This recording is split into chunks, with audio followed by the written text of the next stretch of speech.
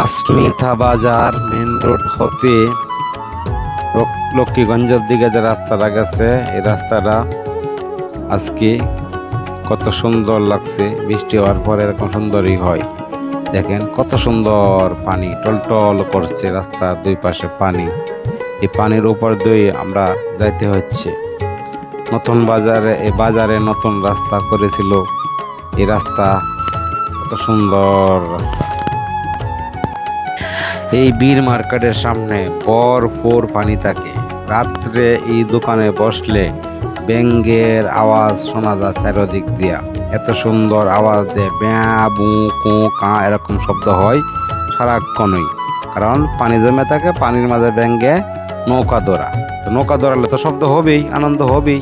নৌকা দৌড়া এই বাজারের কিছুটা জায়গা, 2-4টা দোকানের সামনে এরকম হয়।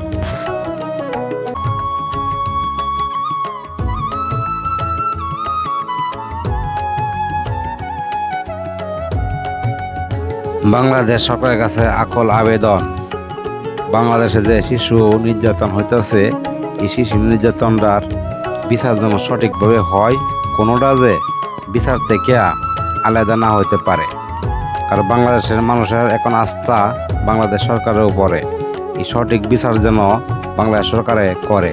কারণ প্রতিনিয়ত এই শিশু নির্যাতন শিকার হইতেছে শত শত শিশু। রামেশার নির্যাতনের গন্ধ শেষ করতে না হতে আবারও শুরু হয়েছে বাংলাদেশে এরকম।